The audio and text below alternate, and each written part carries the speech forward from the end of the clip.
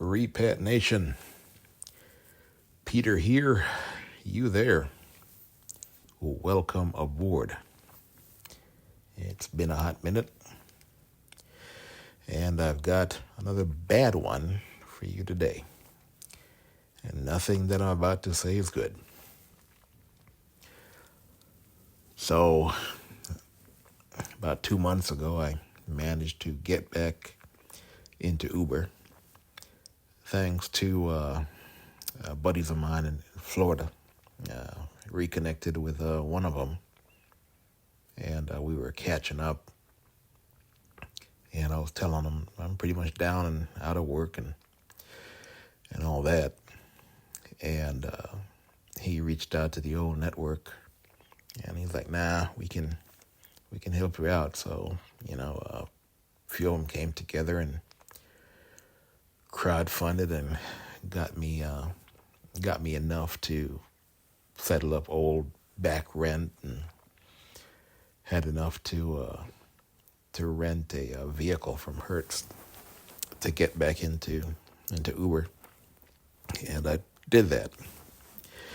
And that was doing, it wasn't doing okay, but I was doing. The weekly rental was almost $600 a week just to keep the vehicle. And every Tuesday, I had to come up with $600 in my account to cover the next week. So I'm going along. Again, very long hours. Pretty often during the week, I'm maxing out my 12 hours a day that I can drive in the app. But then you're out there for 14, 15, 18 hours out on the road just to net $200 for the day. And was grinding along, doing that. And then come 2 weeks ago, today makes it 2 weeks. I ran an intersection and got T-boned and totaled the rental vehicle. And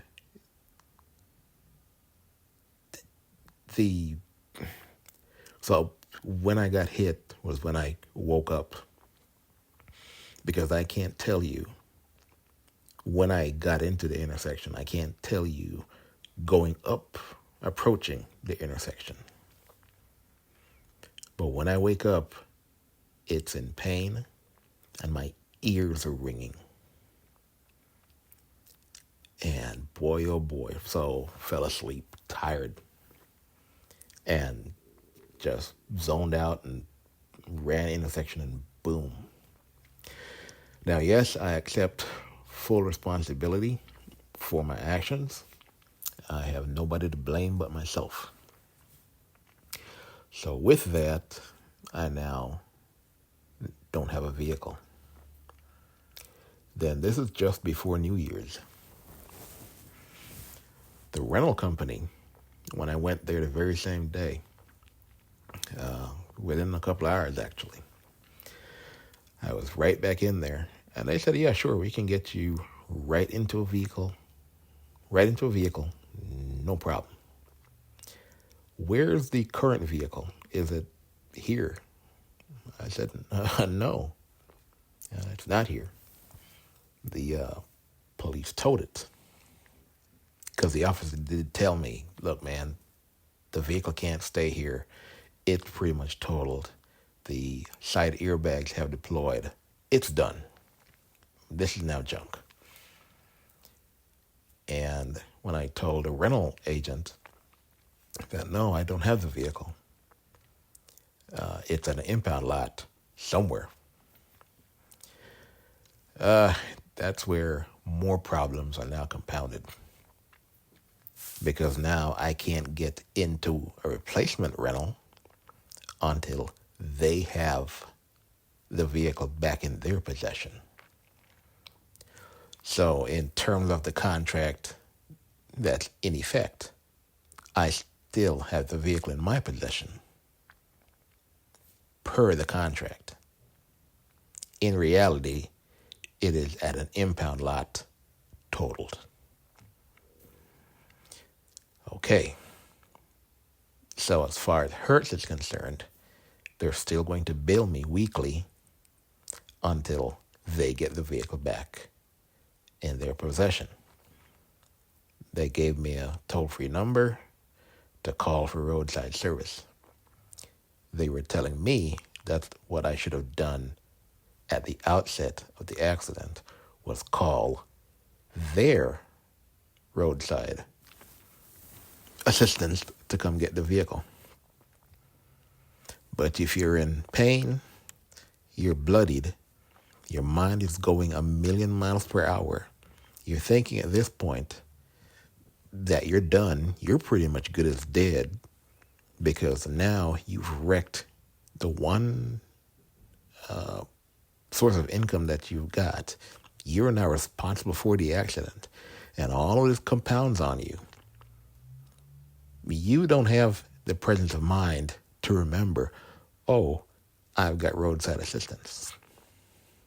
On top of that, you get a whopping ticket because you're at fault for the accident. No way I was going to think, oh, I've got roadside assistance here. I can go ahead and use that. So they have to now go get the vehicle from the impound lot, which I gave them the info because I did get it from the police officer, to go get the vehicle. They're telling me it could take up to 7 business days to do that. Okay. So we're going through New Year's, the upcoming weekend. They never picked up that vehicle until last Wednesday. Now, I paid for an extra 2 weeks because this happened on a Monday. The billing re-ups on a Tuesday. So they hit my account again for that week. But what I did was I locked my account. So because I locked the account, they didn't bill. Well, they billed. They didn't get the payment because it's locked. It dragged through New Year's. I called them a couple of times. No, we haven't picked it up yet. Contract says you still have the vehicle. We're still going to bill. So they bill again for last Tuesday. Then they pick it up Wednesday. Then I get a final bill after that for $1,260 for the 2 weeks, plus an extra day, plus the deductible for the loss damage waiver insurance that I was paying $100 extra per week for. So now I have to pay them $1,260 to settle up the old vehicle that I wrecked and then start a new contract to get another vehicle. It's not hard. Really, really simple. Just pay them what I owe for the wrecked vehicle and start a new contract. Very simple. At that point, when I got that $1,260 bill, I had $600 to my name. That's all I had. Because I'm going to use that $600 to pay my fine. Pay it online, $255 if I round up. Pay the $255 and we're good. Still, very easy, no problem. Over the weekend, even though my card is locked, my credit union allowed Hertz to go in and clean out my account. Wiped it out. So I can personally tell you that this whole feature, you can lock your card, no, doesn't work. So however they manage to do that on the back end, whatever agreement they have, because clearly it's a handshake, a wink and a nod, because the credit union had to allow Hertz to go in. Hertz couldn't just come in willy-nilly and do it. They had to be walked in through the back door. Okay. So Hertz over the weekend, on the 10th or the 11th, whenever I looked at it this morning, Hertz went in, wiped out my account, and left me with an overdraft. But wait, there's more. So now my account is an overdraft of $84, $85. Big whoop. Small change. I can't pay the overdraft. Worse yet, I can't now pay my ticket. My ticket needs to be paid by the 1st of February. Because after that, they could very well, they will, if I don't pay it, cancel my driver's license, suspend it. And if I don't go to the court, they will probably issue a warrant for my arrest. Okay. So now here I am, $85 in the hole, not counting the ticket that I need to pay by the 1st. And I have no recourse because I can't dispute it because it's a debit transaction. Or, no, but I think I can dispute it, but it is almost impossible to get it reconciled because I had a standing relationship with Hertz. There's history. So now I'm going to be on the hook for the overdraft with the likelihood of my account getting closed by the very credit union who gave them the back door in to come clean my account out. Stay with me. Hope you're awake. Again, the credit union, even though my card was locked, gave Hertz the back door in to come clean out my account for them to take whatever was in the account. And then that very same credit union will now close my account if that overdraft hangs for a long period of time. I don't know what long, I forgot, like maybe 2-3 months or whatever. So that's how they're going to get me again. So I'm saying all of this to say that circumstances around you that are beyond your control, when you think you have control, will run you into the ground and pile on you and kick you in the head when you're down. With a very likelihood that it can escalate to the point that you are now pretty much on the criminal side of the equation. Because even though I had the money and was going to pay probably this week, I was in no rush. I'm like, okay, the money's there. I'm good. Yeah, it'll hurt to pay it, but that's the price I pay for being careless. So I'll go ahead and pay it. But now there's no money in the account.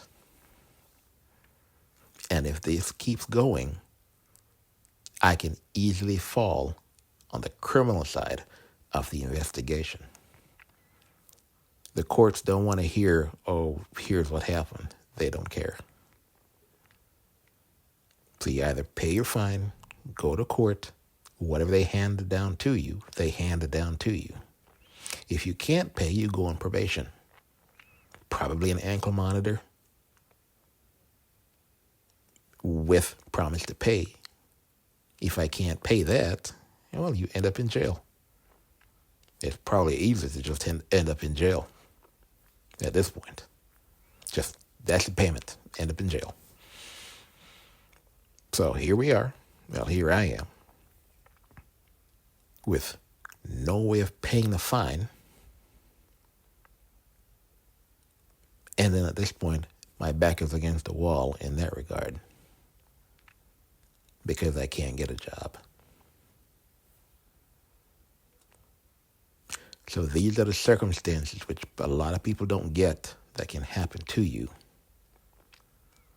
that you keep going down that rabbit hole even more based on things that you didn't want to do. You were trying to mitigate because I locked my account. I locked a card on my account, trying to mitigate the very thing that happened. But right from under you, they pulled a rug with that whole backdoor deal between a credit union and Hertz. I was trying to look it up online. How could this possibly happen? I haven't found an answer yet. But somebody told me, yeah, they can override it. So whatever sweetheart deal they got going on, I don't know, but it can be overridden. So that's where I am, Repat Nation.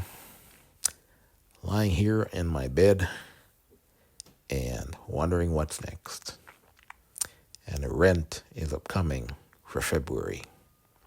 Life doesn't stop lifing.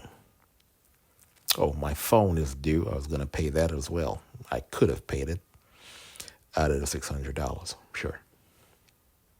So now I can't pay my phone. I can't pay my fine. And here I am just wondering what's next. So that's where we are for right now. Again, this is just a cautionary tale that life is lifing. I'll catch y'all in the next one. Y'all have a good one. Peter out.